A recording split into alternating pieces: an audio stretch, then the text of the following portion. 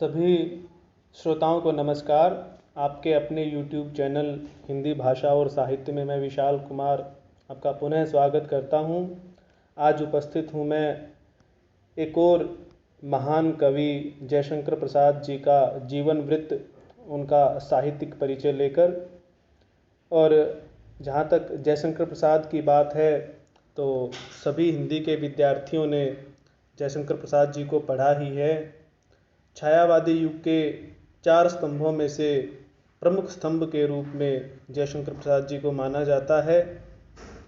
और जहाँ तक जयशंकर प्रसाद जी के जीवन वृत्त की बात है तो उनका जन्म 30 जनवरी सन 1889 30 जनवरी 1889 में बनारस, जिसे वाराणसी और काशी के नाम से भी जाना जाता है, उस नगर में हुआ था। इनका जन्म एक धनाढ्य परिवार में, व्यापारी परिवार में हुआ था। इनका परिवार का जो पुश्तैनी व्यवसाय था वह जर्दे और इसके अतिरिक्त इत्र, जिसको हम परफ्यूम कहते हैं, उस से संबंधित इनका व्यापार कार्य इनके परिवार में चलता था। तो इसलिए इनके परिवार को सूंघनी के नाम से जाना जाता था और इनके परिवार की प्रतिष्ठा सूंघनी साहू परिवार के रूप में उस समय बनारस में थी। काफ़ी प्रतिष्ठित इनका परिवार बनारस में माना जाता था। गुप्त जी के पिता का नाम देवी प्रसाद साहू था। और जैसा कि हमने मैथिली शरण गुप्त जी का जीवन परिचय पढ़ते हुए भी देखा था कि उनके माता पिता का जल्दी ही देहांत हो गया था। जयशंकर प्रसाद जी के बारे में भी यही उनके जीवन में देखा गया कि 10 वर्ष की आयु तक उनके माता और पिता दोनों का ही देहांत हो चुका था। तो घर की जिम्मेदारी उनके कंधों पर आ पड़ी थी। उनके पिता ने जो ऋण लिया था, कर्ज लिया था, उस कर्ज को भी चुकाने की जिम्मेदारी जयशंकर प्रसाद जी पर ही थी और उन्हें अपना व्यवसाय भी चलाना था। साथ ही 8वीं कक्षा तक उन्होंने औपचारिक शिक्षा यानी विद्यालयी शिक्षा ग्रहण की। उसके बाद उन्होंने व्यवसाय भी देखना प्रारंभ किया और साथ ही घर पर ही अंग्रेजी, हिंदी, संस्कृत, फारसी इत्यादि भाषाओं का अध्ययन किया और बड़ा ही गहन अध्ययन किया। बाद में उन्होंने विद्यालयी शिक्षा ग्रहण नहीं की, लेकिन घर पर ही इन सब भाषाओं का बड़ा गहन अध्ययन किया। और जहाँ तक बात करें दर्शन, शास्त्र, वेद, पुराण, इतिहास, इन सब विषयों का भी बड़ा गहन अध्ययन किया। जो कि यदि आप उनकी कविताएं देखेंगे तो उनकी कविताओं में उनके इस जो अथाह ज्ञान उन्होंने इन शास्त्रों से ग्रहण किया, जो इनका गहरा ज्ञान उन्होंने इन शास्त्रों से ग्रहण किया, उस गहरे ज्ञान की छाप हमें उनके साहित्य से अवश्य ही मिल जाती है। साथ ही वे कविताएं बचपन से ही लिखने लग गए थे। उनकी प्रतिभा बचपन में ही उनके पिताजी ने देख ली थी और वे ब्रज भाषा में प्रारंभ में लिखते थे, कलाधर के नाम से। जिस प्रकार से हमने देखा कि मैथिली शरण गुप्त रसिकेंद्र नाम से लिखते थे, वैसे ही जयशंकर प्रसाद कलाधर के नाम से ब्रज भाषा में लिखते थे। व्यापार कार्य में जो बही खाते होते हैं, उन बही खातों के पन्नों पर कई बार वे हिसाब किताब की बजाय कविताएं लिख दिया करते थे, जिसके कारण उन्हें कई बार कठिन परिस्थितियों का भी सामना करना पड़ा, क्योंकि घर में उनके कविताई से कोई भी प्रसन्न नहीं था। वे चाहते थे कि अपना ध्यान व्यवसाय में लगाएं, क्योंकि व्यवसाय में उनको पहले ही घाटा हो चुका था, कर्ज बढ़ा हुआ था। तो लेकिन स्वाभाविक सी बात है कि जो प्रतिभाएं होती हैं और प्रकृति के द्वारा जो नेमत किसी को दी जाती है, उसका उपयोग प्रकृति अपने आप ही करवा लेती है। तो उनका रचना कार्य भी निरंतर रूप से जारी रहा। उसके बाद उन्होंने खड़ी बोली में लिखना प्रारंभ किया। जब वे 1909 में, यानी 19-20 वर्ष की आयु में थे तब उनका विवाह विंध्यवासिनी देवी के साथ तय हुआ। लेकिन दुर्भाग्य के कारण 1916 में उनकी पत्नी का देहांत हो गया। फिर 1917 में उनकी भाभी के आग्रह पर उनका दूसरा विवाह भी किया गया। जयशंकर प्रसाद जी के बारे में एक बात प्रचलित है कि बनारस में जो न्यायालय था, कोर्ट थी, उस कोर्ट में उन्हें ज्यूरी के सदस्य के रूप में नियुक्त किया गया था। और इसका कारण यह था कि क्योंकि जयशंकर प्रसाद जी का जो परिवार था वो बड़ा ही प्रतिष्ठित परिवार था और इसीलिए उन्हें ज्यूरी का मेंबर बनाया भी गया था। लेकिन जयशंकर प्रसाद इतिहास आदि का अध्ययन किए हुए थे और शास्त्रों का भी अध्ययन किया था और देश प्रेम भी उनके अंदर बड़ी उत्कट भावना उनके अंदर देश प्रेम की थी। इसलिए जब उन्होंने 2-3 दिन में देखा कि ज्यूरी मेंबर तो केवल नाम के लिए है, अपितु न्याय तो अंग्रेज ही करते हैं और ज्यूरी मेंबर तो केवल रबर स्टैंप के रूप में वहाँ कार्य करता है, तो उन्होंने उस ज्यूरी के पद को अस्वीकार कर दिया और उन्हें कुछ कठिनाई का सामना ना करना पड़े पद छोड़ते हुए। इसलिए उन्होंने एक उपाय से कि उन्होंने मेडिकल से एक सर्टिफिकेट बनवाकर कि उन्हें ठीक से सुनाई नहीं देता तो वो न्यायाधीश का कार्य, ज्यूरी का कार्य अच्छे से नहीं कर सकते हैं, ऐसा कहकर उन्होंने उस पदभार से मुक्ति पाई। साथ ही हम ये भी देखते हैं कि जयशंकर प्रसाद जो भी रचनाएं करते थे उन रचनाओं को वो कभी भी बेचने के लिए तैयार नहीं होते थे, अर्थात कि भाई प्रकाशित हो जाए और उन्हें उससे कुछ धन की प्राप्ति हो, ऐसा वो कभी नहीं चाहते थे। वो कहते थे कि ये तो मेरी भावनाएं हैं और भावनाओं को कभी भी बेचा नहीं जाता। तो इस प्रकार के व्यक्ति जयशंकर प्रसाद थे और थोड़े अंतर्मुखी व्यक्ति थे जयशंकर प्रसाद, समाज में ज़्यादा घुलते मिलते नहीं थे। कुछ चुनिंदा लोग ही ऐसे थे जो जयशंकर प्रसाद के इर्द गिर्द उनके दायरे में थे, जिनसे वो सामाजिकता रखते थे। इस प्रकार से उन्होंने हिंदी साहित्य में एक बड़ा ही महत्वपूर्ण योगदान दिया है। उनकी जब हम रचनाओं की बात करेंगे तो हम देखेंगे कि कितनी अद्भुत और कितनी कालजयी रचनाएं उन्होंने हिंदी साहित्य को दी हैं। उन्होंने अपने स्वास्थ्य का ध्यान शायद नहीं रखा कि पारिवारिक जिम्मेदारियों और साहित्य लिखने में इतने व्यस्त हो गए कि क्षय रोग के कारण 1937 में उनका देहांत हो गया। अब हम जयशंकर प्रसाद जी की प्रमुख रचनाओं की चर्चा कर लेते हैं। उन्होंने साहित्य की जो प्रमुख विधाएं हैं, जैसे काव्य, नाटक, उपन्यास, कहानी, आलोचना, इन सभी विधाओं में बराबर अधिकार से, समान अधिकार से लिखा है। अर्थात हम ये कह सकते हैं कि जितनी अच्छी कविताएं उन्होंने लिखी हैं, उतने ही अच्छे नाटक भी लिखे हैं, उतनी ही अच्छी कहानियां भी लिखी हैं, उतने ही अच्छे उपन्यास भी लिखे हैं, तो यह अतिशयोक्ति नहीं होगी। इसलिए कहा गया कि बराबर अधिकार से उन्होंने हिंदी साहित्य की सभी विधाओं में लिखा और बहुत ही कालजयी साहित्य उन्होंने सभी विधाओं में लिखा है। तो उनके इस साहित्य की हम चर्चा करते हैं। पहले हम उनकी काव्य रचनाओं की चर्चा करते हैं। काव्य रचनाओं में उनकी सर्व प्रमुख रचना कामायनी है, जो कि उनकी कीर्ति का एक अक्षय स्तंभ है। ऐसा अक्षय स्तंभ है जो कि हिंदी साहित्य में उस जैसी कृति कोई दूसरी नहीं है। यह माना जाता है कि यदि हम पूरे हिंदी साहित्य को उठा लें तो कामायनी के समान या कामायनी की तुलना करने वाली कोई भी कृति हिंदी साहित्य में नहीं है। इसकी रचना, इसका प्रकाशन उन्होंने 1935 ईस्वी में किया था, कामायनी का। इसमें मानव जीवन के विकास की कहानी कही गई है।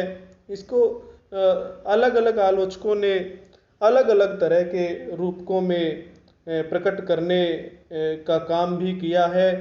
किसी ने ये कहा है कि यह मानव मन का इतिहास है, कि मानव मन बुद्धि और भावनाओं के संयोग से किस प्रकार से आनंद को प्राप्त कर सकता है। कुछ का कहना है कि यह मानव के क्रमिक विकास का इतिहास है और इस प्रकार से इसकी कई व्याख्याएं भी कामायनी की हुई हैं और एक महाकाव्य के रूप में ये कामायनी हमारे सामने आता है, क्योंकि इसमें 15 सर्ग हैं और बहुत बड़ा काव्य ये कामायनी है। तो उनकी कीर्ति का प्रमुख आधार स्तंभ यह कामायनी रचना है। इसके अतिरिक्त जो उनकी और भी प्रसिद्ध रचनाएं हैं, आंसू, लहर, प्रलय की छाया, प्रेम पथिक, महाराणा का महत्व इत्यादि, ये उनकी बड़ी ही प्रसिद्ध रचनाएं रही हैं। और आंसू जो कि उन्होंने लंबी कविता लिखी, उस लंबी कविता में उन्होंने अपनी जो व्यक्तिगत वेदनाएं हैं, व्यक्तिगत दुख है, उसका इतना मार्मिक वर्णन किया है। इसके अतिरिक्त महाराणा का महत्व जो उनकी एक लंबी कविता है, उसमें उन्होंने अपने प्राचीन भारतीय इतिहास की गौरव गाथा कही है। इसके प्रसाद जी के काव्य संग्रह के बाद अब हम उनकी कहानियों पर चर्चा कर लेते हैं। प्रसाद जी ने कुल मिलाकर 72 कहानियों की रचना की। उन 72 कहानियों में उनकी जो प्रथम रचना कहानी की जो रचना इंदु पत्रिका में प्रकाशित हुई थी, उसका नाम है ग्राम। और यह भी माना जाता है कि नई प्रकार की जो कहानियाँ लिखने की परंपरा चलाई थी, कि आधुनिक कहानियाँ लिखने की जो परंपरा चलाई थी, वो इंदु पत्रिका में जो प्रसाद जी ने ग्राम कहानी लिखी थी, उससे भी कहीं न कहीं मानी जाती है। तो नई प्रकार के कहानी लेखन कौशल का विकास यहाँ पर जयशंकर प्रसाद जी ने किया। अब जयशंकर प्रसाद जी के बारे में एक और बात कही जाती है कि जो कि उनके काव्य संग्रह से संबंधित है, कि उन्होंने झरना नामक एक काव्य संग्रह लिखा, जो कि छायावाद का, जो कि उन्होंने 1918 में प्रकाशित करवाया था। तो ये छायावाद का प्रथम काव्य ग्रंथ माना जाता है, जिससे माना जाता है कि छायावाद का प्रारंभ हुआ। और इसीलिए कहा जाता है कि मुख्यतः जयशंकर प्रसाद ही छायावाद के जनक या छायावाद को हिंदी साहित्य में लाने वाले कवि के रूप में जाने जाते हैं। उनके जो कहानियाँ हैं, उन कहानियों में सभी प्रकार की कहानियाँ जयशंकर प्रसाद ने लिखी हैं, चाहे वह यथार्थवादी कहानियाँ हों, चाहे वह भावना प्रधान कहानियाँ हों, या फिर जो ऐतिहासिक और पौराणिक कथाओं पर आधारित कहानियाँ हों, या फिर हमारी संस्कृति से जुड़ी हुई, हमारी भारतीय संस्कृति का दर्शन कराने वाली कहानियाँ हों। ये सभी प्रकार की कहानियाँ प्रसाद जी ने लिखी हैं। और किन किन काव्य संग्रहों में उनकी ये कहानियाँ संकलित हैं, उन काव्य संग्रहों के नाम जान लेना भी आवश्यक है। तो उनकी प्रमुख कहानी संग्रहों के नाम इस प्रकार से हैं: छाया, प्रतिध्वनि, आकाशदीप, आंधी और इंद्रजाल। ये 5 प्रमुख रूप से उनके कहानी संग्रह हैं। और जितनी भावना प्रधान उनकी कविताएं हैं, उतनी ही भावना प्रधान उनकी कहानियां भी हैं। उन कहानियों में भी कहीं न कहीं काव्यत्व की सृष्टि हो गई है, या ये हम ये कह सकते हैं कि जिस प्रकार की भाषा काव्य में प्रयोग की जाती है, उसी प्रकार की भावना प्रधान और संवेदना प्रधान भाषा का प्रयोग उन्होंने अपनी कहानियों में भी किया है। प्रसाद जी की कहानियों के बाद अब हम उनके एक और जो प्रमुख साहित्य विधा, जिसमें उन्होंने बहुत ही अनुपम कार्य किया, नाटक की रचना करते हैं। प्रसाद जी के नाटक हिंदी नाटक साहित्य के इतिहास में एक विशेष स्थान रखते हैं। उन्होंने नाटक विधा को एक विशेष ऊंचाई प्रदान करने में, विशेष दिशा प्रदान करने में अहम भूमिका निभाई थी। तो उनके नाटक बहुत ही प्रसिद्ध हुए हैं और साहित्य में आज भी उन नाटकों का एक महत्वपूर्ण स्थान बना हुआ है। उनके प्रमुख नाटकों में चंद्रगुप्त, स्कंदगुप्त, राज्यश्री, ध्रुव स्वामिनी, अजातशत्रु, करुणालय, जन्मेजय का नाग यज्ञ, कामना, ये प्रमुख जो नाटक हैं उनके बड़े ही विश्व प्रसिद्ध नाटक रहे हैं। इसके अतिरिक्त उन्होंने एकांकी भी लिखी जिसका नाम है एक घूंट। प्रसाद जी के नाटकों में भारतीय इतिहास की गौरव गाथा वर्णित है। इसके अतिरिक्त उनके नाटकों में पात्रों का जो मानसिक संघर्ष और आंतरिक संघर्ष है उसका भी बड़ा ही सुंदर चित्रण हुआ है। बाकी जो प्रसाद जी के नाटकों की और विशेषताओं की चर्चा हम उनके साहित्यिक विशेषताओं में भी करेंगे। इसके बाद हम प्रसाद जी के उपन्यासों पर चर्चा कर लेते हैं। उन्होंने 3 उपन्यास लिखे, कंकाल, तितली, और एक उपन्यास उनका जो अधूरा रह गया उसका नाम है इरावती।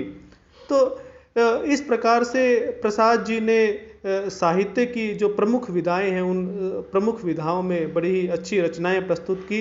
इसके बाद हम देखते हैं कि प्रसाद जी की के साहित्य की प्रमुख विशेषताएं कौन कौन सी हैं।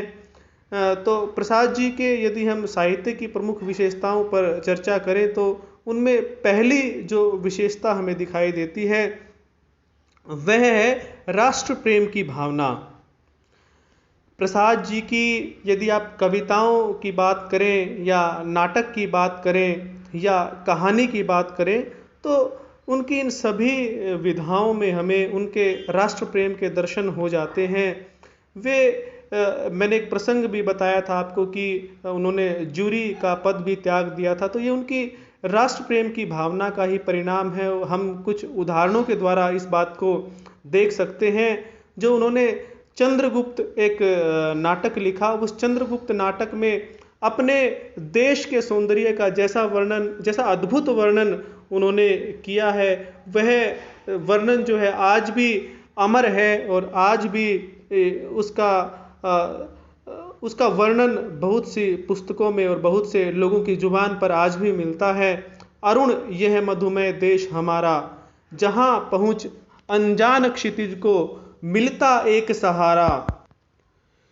सरस तामरस गर्भ विभा पर नाच रही तरु शिखा मनोहर।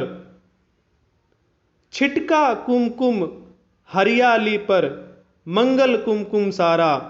तो इस तरह से उन्होंने अपने देश की शोभा का वर्णन किया है। इसके अतिरिक्त हम उनकी एक कविता की पंक्तियां भी देखते हैं, वो भी बड़ी ही प्रसिद्ध हैं, जो कि उनके राष्ट्र प्रेम को अच्छी तरह से हमारे सामने प्रस्तुत कर देती हैं। मैं उन पंक्तियों का वाचन आपके सामने करना चाहूँगा। हिमाद्रि तुंग श्रृंग से प्रबुद्ध शुद्ध भारती, स्वयं प्रभा समुज्ज्वला स्वतंत्रता पुकारती। अमर्त्य वीर पुत्र हो दृढ़ प्रतिज्ञ सोच लो, प्रशस्त पुण्य पंथ है बढ़े चलो बढ़े चलो। तो इस प्रकार की कविताएं प्रसाद जी ने लिखी और हम उनके नाटकों में तो यह देखते ही हैं कि किस प्रकार से उन्होंने भारतीय जो गौरवशाली इतिहास है उसके माध्यम से भारतवासियों को प्रेरणा भी दी है और उसका गुणगान भी किया है। तो राष्ट्र प्रेम की जहाँ तक बात है, प्रसाद जी में राष्ट्र प्रेम की भावना बड़ी ही उत्कट अवस्था में है, बड़ी ही प्रभावशाली अवस्था में है। इसके अतिरिक्त उनकी एक जो कविता बहुत ही प्रसिद्ध है जो कि भारतवर्ष की विशेषताओं पर आधारित है, उसकी भी कुछ पंक्तियां मैं यहाँ पर कहना चाहूँगा। उषा ने हंस अभिनंदन किया और पहनाया हीरक हार। हिमालय के आंगन में उसे प्रथम किरणों का दे उपहार। उषा ने हंस अभिनंदन किया और पहनाया हीरक हार। जगे हम लगे जगाने विश्व, लोक में फिर फैला आलोक। व्योमतम पुंज हुआ तब नष्ट, अखिल संस्कृति हो उठी अशोक। विजय केवल लोहे की नहीं, धर्म की रही धरा पर धूम। भिक्षु होकर रहते सम्राट, दया दिखलाते घर घर घूम। यवन को दिया दया का दान, चीन को मिली धर्म की दृष्टि। मिला था स्वर्ण भूमि को रत्न, शील की सिंघल को भी दृष्टि। चरित थे पूत भुजा में शक्ति, नम्रता रही सदा संपन्न, हृदय के गौरव में था गर्व, किसी को देख न सके विपन्न। वही है रक्त, वही है देश, वही साहस है वैसा ज्ञान, वही है रक्त, वही है देश, वही साहस है वैसा ज्ञान, वही है शांति, वही है शक्ति, वही हम दिव्य आर्य संतान। जिए तो सदा इसी के लिए, यही अभिमान, यह हर्ष, निछावर कर दे हम सर्वस्व, हमारा प्यारा भारतवर्ष। तो इस कविता में हमने देखा कि उनका राष्ट्र प्रेम किस प्रकार से उभर कर सामने आता है। यदि जयशंकर प्रसाद जी की काव्य की अन्य विशेषताओं के बारे में बात की जाए तो उनकी काव्य की दूसरी विशेषता है प्रकृति चित्रण।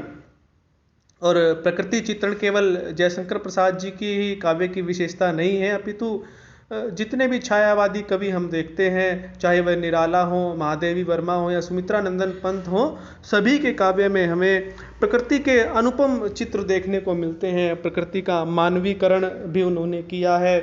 प्रकृति में उन्होंने उस परम सत्ता जिसको हम ईश्वर कहते हैं उसके दर्शन भी किए हैं और उसका उद्दीपक और सभी रूपों में, स्वतंत्र रूप में भी प्रकृति का चित्रण जयशंकर प्रसाद जी ने भी अन्य छायावादी कवियों की तरह ही किया है।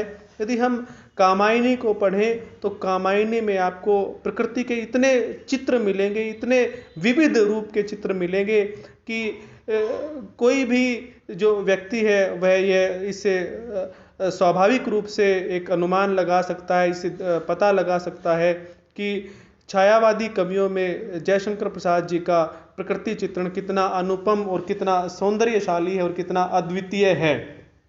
एक उनकी कविता मुझे इस समय याद आ रही है, उसकी एक दो पंक्तियां। बीती विभावरी जागरी, अंबर पनघट में डूबो रही, तारा घट उषा नागरी। बीती विभावरी जागरी, अंबर पनघट में डूबो रही, तारा घट उषा नागरी। तू अभी तक सोई है आली, आंखों में भरे विहागरी, बीती विभावरी जागरी। तो इस प्रकार से जयशंकर प्रसाद जी की जो भी आप कविताएं देखेंगे उनमें प्रकृति चित्रण अवश्य ही मिलता है और बड़ी ही सुंदर प्रकृति चित्र जयशंकर प्रसाद जी ने हमारे सामने उपस्थित किए हैं। प्रसाद जी की काव्य की तीसरी विशेषता हम देखते हैं मानवता की भावना। हम यदि प्रसाद जी की कविताओं को देखेंगे, उनके काव्य को देखेंगे तो उसमें बृहत्तर मानवीय संदर्भों का वर्णन है, या हम यूँ कह सकते हैं कि जो एक राष्ट्रीय सीमा होती है कि कोई एक वो भले ही हम ये कह सकते हैं कि भाई उनमें राष्ट्रीयता की भावना थी, लेकिन फिर भी उनकी राष्ट्रीयता की भावना संकुचित नहीं थी, अपितु उसका दायरा विस्तृत था। जब वो कामायनी में मनु, इड़ा और श्रद्धा की बात करते हैं तो मनु केवल किसी एक जाति या किसी एक धर्म या किसी एक वर्ग विशेष का प्रतिनिधित्व नहीं करते हैं। वो पुराणों के मनु नहीं हैं जो पुराणों में हिंदुओं के जिन्हें नेता के रूप में माना जाता है या जिनकी बातों को ये माना जाता है कि उन्होंने ही मनुस्मृति में किस तरह के विधि विधान का वर्णन किया है, वह पुराणों के मनु नहीं हैं, अपितु वे पूरी मानव जाति का प्रतिनिधित्व करते हैं। और यदि उसमें उसको किसी भी रूपक में लिया जाए या जैसे मैंने पहले भी बताया था कि मानव के क्रमिक इतिहास का वर्णन लिया जाए या मानव मन के प्रतीक के रूप में कामायनी का जो कथ्य है उसको माना जाए, तो दोनों ही स्थितियों में वो किसी एक वर्ग, जाति या फिर किसी एक धर्म का प्रतिनिधित्व नहीं करते हैं, अपितु कामायनी पूरी तरह से संपूर्ण मानव जाति का इतिहास है। तो इस तरह से जो उनकी एक राष्ट्रीयता थी उसमें भी वसुधैव कुटुंबकम की भावना थी और वे पूरी मानव जाति के संदर्भ में ही अपने काव्य की रचना करते हैं, क्योंकि प्रेम और जो सौंदर्य के भाव हैं वह किसी एक विशेष जाति, वर्ग या धर्म के नहीं हो सकते, अपितु वे तो पूरी मानव जाति के ही होते हैं। और इन्हीं का जो प्रसंगानुकूल या जो सौंदर्य वर्णन है वह प्रसाद जी के काव्य में सर्वत्र देखने को मिलता है। जो चतुर्थ हम प्रसाद जी के काव्य की विशेषता देखते हैं वह है उनके जो व्यक्तिगत अनुभव हैं, पीड़ा के अनुभव या वेदना के अनुभव हैं, वे सब भी हमें उनके कविताओं में देखने को मिलते हैं। उनकी जो आंसू नामक कविता है, उस आंसू कविता में प्रसाद जी के व्यक्तिगत जीवन की जो पीड़ा है, उनके जो प्रेम की पीड़ा है कि उनका अपनी पत्नी से बिछोह हुआ, तो उस प्रेम की पीड़ा को वो जो आंसू बनकर उनके हृदय में विद्यमान थी, उसका वर्णन हमें आंसू कविता में देखने को मिलता है। किस तरह की वेदना है। मैं कुछ पंक्तियां यहाँ पर आपके सामने प्रस्तुत करना चाहूँगा।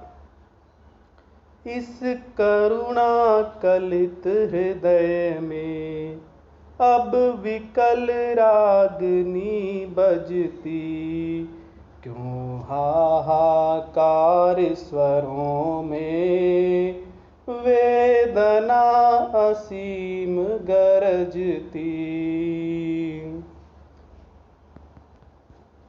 जो घनीभूत पीड़ा थी मस्तक पर स्मृति सी छाई, दुर्दिन में आंसू बन कर वो आज बरसने आई।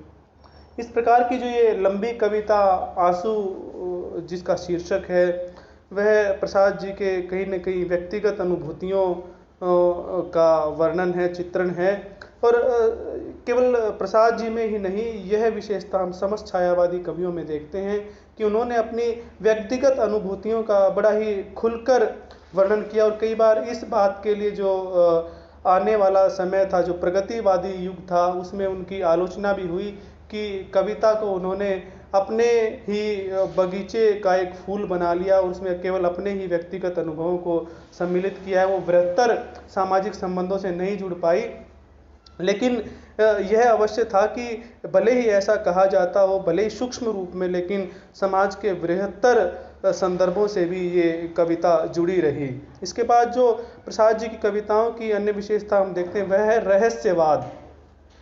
रहस्यवाद मनुष्य के लिए ईश्वर और प्रकृति ये कभी से रहस्य रहे हैं कि ईश्वर कौन है और मनुष्य कहाँ से आया है। तो इस तरह के जो प्रश्न हैं वे मनुष्य के लिए रहस्य के रूप में रहे हैं और प्रकृति का भी उन्होंने इसी रहस्य के ढंग से वर्णन किया है। तो रहस्यात्मकता जो कि एक दर्शन का विषय है कि जो जितने भी दर्शन लिखे गए हैं वो दर्शन इस रहस्योद्घाटन के लिए किए गए जो प्रयास हैं किसी भी चिंतक के द्वारा, उन प्रयासों का ही परिणाम है कि इतने सारे दर्शन हमारे सामने हैं, इतने सारे वाद हमारे सामने, सभी अपनी अपनी तरह से व्याख्याएं करते हैं। तो छायावाद के जितने भी कवि थे उनकी यह विशेषता थी कि उनकी कविता में रहस्यवाद के दर्शन होते हैं। आप चाहे महादेवी वर्मा को देख लीजिए, सुमित्रानंदन पंत को देख लीजिए, ऐसे ही जयशंकर प्रसाद जी की कविताओं में भी हमें रहस्यवादी चिंतन दर्शन, चाहे वह अद्वैतवाद हो या शैव दर्शन हो, उस सब रहस्यवाद के दर्शन होते हैं। प्रसाद जी के काव्य की एक और विशेषता जो कि हम उनके नाटकों से संबंधित देखते हैं कि उनके नाटक के बारे में विचार, कि नाटक के बारे में प्रसाद जी के क्या विचार थे। अक्सर यह कहा जाने लगा कि प्रसाद जी के नाटक रंगमंच के उपयुक्त नहीं हैं, अर्थात उनके नाटक ऐसे हैं कि रंगमंच पर यानी कि स्टेज पर उनका मंचन, उनको अभिनीत नहीं किया जा सकता, उनको रंगमंच पर नहीं दिखाया जा सकता, क्योंकि उनके नाटकों में इतने सारे अंक हैं, इतने सारे दृश्य हैं और इतने जटिल से भी दृश्य हैं कि जिनका ताम झाम रंगमंच पर जुटाना थोड़ा सा कठिन साबित हो सकता है। लेकिन प्रसाद जी ने रंगमंच के लिए यह अवधारणा बनाई कि नाटक रंगमंच के लिए नहीं लिखा जाना चाहिए, अपितु रंगमंच को नाटक के अनुरूप अपने आप को तैयार करना चाहिए कि जैसा नाटक है उसके अनुसार रंगमंच अपने आप को विकसित करे। ऐसा नहीं होना चाहिए कि जैसा रंगमंच है उसके अनुसार कोई नाटककार नाटक लिखे। तो उन्होंने इस धारणा को भी बलवती किया और नाटक के बारे में अपने जो उनके मौलिक विचार थे उन मौलिक विचारों को प्रस्तुत किया प्रसाद जी ने। और बाद में यह हुआ भी कि प्रसाद जी के नाटकों को भी मंच पर अभिनीत किया गया, कुछ मंच में फेर बदल करके, कुछ अतिरिक्त सामग्री जुटाकर, साधन जुटाकर प्रसाद जी के नाटकों को भी सफलतापूर्वक मंच पर अभिनीत किया गया। प्रसाद जी के नाटकों की एक और विशेषता यह भी रही है कि उनके नाटकों में जो पात्रों का अंतर्द्वंद, उनके मन में चलने वाला जो संघर्ष है वो बड़े ही मुखर रूप में चित्रित हुआ है। इसके अतिरिक्त जो भारतीय इतिहास की गौरव गाथा है वह तो उनके नाटकों में सर्वत्र देखने को मिलती है। इसके अलावा जो प्रसाद जी के काव्य की विशेषता देखते हैं उसमें हम बात कर सकते हैं अतीत का गौरव गान। तो जैसा कि मैंने बताया था कि उनकी कविताओं में हमने कुछ उदाहरण भी देखे और इसके अतिरिक्त नाटकों में या कहानियों में भी हम देखें तो कहानियाँ भी उनके ऐतिहासिक गौरव गान से भरी पड़ी हैं। और उस समय के कवियों का यह मुख्य उद्देश्य था कि अतीत के गौरव गान से भारतवासियों को जगाया जाए, उनमें ये जो हीन भावना उत्पन्न हो गई थी उस हीन भावना को दूर किया जाए। और इसी कारण से वे अतीत का गौरव गान भी अपने नाटक हो, कविता हो, कहानी हो, उनमें प्रसाद जी ने भी किया है। और बड़ा ही सुंदर, अगर आप उनका स्कंदगुप्त या चंद्रगुप्त जैसा नाटक देखेंगे तो उसमें उस इतिहास के दर्शन भी होते हैं और साथ ही जो एक काव्यात्मकता होती है, नाटक में भी उन्होंने काव्यात्मकता का समावेश किया है, गीति तत्व का समावेश किया है, भावना प्रधान भी वे नाटक बन पड़े हैं। तो एक अलग ही तरह के नाटक पूरे हिंदी नाटक के इतिहास में प्रसाद जी के जाने जाते हैं, जिनका कोई सानी नहीं है, वे अपनी ही तरह के अलग तरह के नाटक हैं। इसके बाद हम प्रसाद जी की जिस प्रमुख विशेषता के बारे में चर्चा कर सकते हैं वह उनकी भाषा शैली। प्रसाद जी की भाषा शैली की यदि बात करें तो उनकी भाषा शैली की प्रमुख विशेषताएं निम्नलिखित हैं कि उनकी भाषा, क्योंकि खड़ी बोली हिंदी को आगे बढ़ाने का काम और जो एक साहित्यिक रूप जो खड़ी बोली हिंदी ने अपनाया, प्रसाद जी ने उसमें बड़ा योगदान दिया। और तत्सम प्रधान शब्दावली की अधिकता हमें प्रसाद जी की भाषा में दिखाई देती है, क्योंकि संस्कृत के विद्वान थे, अनेक शास्त्रों का भी अध्ययन किया था, तो उनकी भाषा में हमें बहुत तत्सम शब्दावली देखने को मिलती है। तत्सम शब्दावली के अतिरिक्त उन्होंने सामान्य बोलचाल की भाषा का भी अपने काव्य में प्रयोग किया है। ऐसा नहीं है कि केवल तत्सम शब्दावली का ही प्रयोग है, अपितु सामान्य बोलचाल की भाषा का भी प्रयोग किया और भाषा में उन्होंने प्रयोग भी किए हैं। अनेक नए नए शब्द जो किसी विशेषण के रूप में हो या संज्ञा के रूप में हो, वो उन्होंने गढ़ने का काम किया और भाषा को समृद्ध बनाने का काम भी जयशंकर प्रसाद जी ने किया है। उनकी भाषा शैली की अन्य विशेषताएं हम देखते हैं।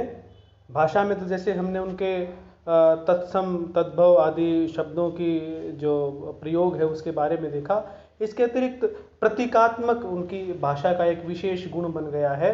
प्रतीकात्मकता से अभिप्राय है कि भाषा का प्रतीक के रूप में प्रयोग किया है। जैसे हमने कामायनी की बात की, कामायनी तो है ही प्रतीकात्मक एक महाकाव्य, जिसमें मनु स्वयं मानव मन का प्रतीक है, ईड़ा मानव की बुद्धि का प्रतीक है, और इसी प्रकार से श्रद्धा जो है मनुष्य के हृदय पक्ष का प्रतीक है। उनकी जो अन्य कविताएं हम देखेंगे या नाटक भी देखेंगे तो उनमें भी प्रतीकों का प्रचुर मात्रा में प्रयोग देखने को मिलता है, और उनकी इसलिए ये कहा जाता है कि प्रसाद जी की भाषा प्रतीकात्मक बन पड़ी है। इसके बाद जो हम विशेषता देखते हैं वह है बिंबात्मकता, कि जो भी इंद्रियों से संबंधित जो भी अनुभव कविता के माध्यम से, शब्दों के माध्यम से प्रस्तुत किए जाते हैं उन्हें बिंब कहते हैं। तो चाहे वह चाक्षुष बिंब हो या घ्राण बिंब हो या श्रोत्र बिंब हो, इन सभी बिंबों का प्रयोग प्रसाद जी ने अपनी भाषा में किया है। और भाषा में जो है बिंबात्मकता हम बहुत जगह देख सकते हैं कि कहीं तो एक ऐसा चित्र सा आंखों के सामने वो उपस्थित कर देते हैं किसी भी दृश्य का, कि वो जो दृश्य है वो हमारी आंखों के सामने बिल्कुल साक्षात हो जाता है, जिसे हम कई बार चित्रात्मक भाषा भी कह देते हैं। इसके अतिरिक्त उनकी एक भाषा की विशेषता है लाक्षणिकता। भाषा में लाक्षणिक शब्दों का प्रयोग उन्होंने बहुत अधिक किया। भाषा की 3 शब्द शक्तियां होती हैं, भाषा में पढ़ते हैं, अभिधा, लक्षणा और व्यंजना। तो लक्षणा शब्द शक्ति उनकी काव्य में, उनके नाटकों में बहुत अधिक देखने को मिलती है। और इसीलिए जो जैसे छायावाद के कवि होते हैं, उनकी विशेषता भी यही है, और यही कारण है कि उनकी कविता को छायावाद कहा जाता है, कि जो एक कविता की छाया सी है, एक सूक्ष्मता की और एक अलौकिकता की जो छाया है वो उनकी कविता में दिखाई देती है। इसके अतिरिक्त यदि अलंकारों की बात करें तो अलंकारों का स्वाभाविक प्रयोग हुआ है। एक तो अलंकारों का जानबूझकर बलपूर्वक प्रयोग करना होता है कि ना चाहते हुए भी अलंकारत्व कविता में स्थापित कर देना, लेकिन एक जो संदर्भ के अनुसार, प्रसंग के अनुसार आए, उस अलंकार योजना को स्वाभाविक अलंकार योजना कहते हैं। और प्रसाद जी की भाषा में स्वाभाविक रूप से अलंकारों का प्रयोग हुआ है, अर्थात जहाँ पर कविता में उस अलंकार की आवश्यकता अनुभव हुई है वहीं उस अलंकार का प्रयोग भी उन्होंने किया है। एक और विशेषता हम देख सकते हैं भाषा शैली की, रस योजना। प्रसाद जी बहु पठित और बहुज्ञानी जो है वो साहित्यकार थे, बहुत से उन्हें विषयों का ज्ञान था। उनके काव्य में सभी प्रकार के रस, जितने भी हम 9 प्रकार के रस काव्य में पढ़ते हैं, चाहे वह श्रृंगार रस हो, शांत रस हो, करुण रस हो, वीर रस हो, रौद्र रस हो, विभत्स रस हो, अद्भुत रस हो, सभी 9 के 9 रसों का परिपाक हमें प्रसाद जी के काव्य में देखने को मिलता है। आप कामायनी में ही देखेंगे कि कामायनी में सभी प्रकार के रस हमें दिखाई देते हैं, श्रृंगार रस से लेकर शांत रस तक के सभी रस उस कामायनी महाकाव्य में दिखाई देते हैं। इसके अतिरिक्त यदि हम बात करें उनके छंद विधान की, तो छंद विधान की जहाँ तक बात करते हैं तो प्रसाद जी ने छंद वाली भाषा का प्रयोग किया है। उनकी भाषा में एक विशेष प्रकार की जो लयात्मकता होती है वो छंद के कारण उत्पन्न हुई है। यदि आप कामायनी को देखें, आंसू कविता को देखें, तो दोनों ही छंदोबद्ध रचनाएं हैं और उसी छंद वाले गुण के कारण ही उनकी भाषा में लयात्मकता आ गई है और वो उसमें गेयता का गुण विद्यमान हो गया है। जो एक स्वर मैत्री का गुण भाषा में होना चाहिए कि जो आसपास के शब्द हैं उनमें एक जैसे स्वरों का प्रयोग किया गया हो, वो स्वर मैत्री का गुण भी उनकी भाषा में है और जिसके कारण वो एक उनकी कविताएं गाई जा सकती हैं और बहुत से लोगों ने इनका सुंदर गायन किया भी है। कामायनी का भी गायन किया गया है। तो इस तरह से हम ये देखते हैं कि प्रसाद जी ने एक विशिष्ट प्रकार की रचना शैली में हिंदी साहित्य के लिए ऐसी ऐसी अमूल्य रचनाएं दी हैं जिनसे हिंदी साहित्य न केवल समृद्ध हुआ है बल्कि उसे एक नई दिशा भी मिली है और बाद में चलकर साहित्यकारों ने उस प्रकार की शैली को भी अपनाया, उस प्रकार की भाषा को भी अपनाया और उस जैसा ही, हम उस जैसा तो नहीं कह सकते लेकिन हाँ उस तरह का काव्य रचने का प्रयत्न भी किया और सफलता भी कई कवियों ने हासिल की। तो जयशंकर प्रसाद जी हमारे सामने एक ऐसे रचनाकार के रूप में हिंदी में आते हैं जिन्होंने हिंदी काव्य को पूरे विश्व में प्रतिष्ठित कर दिया और खड़ी बोली को एक साहित्यिक रूप प्रदान करने में, एक परिनिष्ठित रूप प्रदान करने में और लाक्षणिकता और व्यंजकता भरी भाषा बनाने में प्रसाद जी का अहम योगदान हम देखते हैं। तो यह था जयशंकर प्रसाद जी का जीवन परिचय, उनकी कुछ प्रमुख रचनाएं और उनकी साहित्यिक विशेषताएं। धन्यवाद।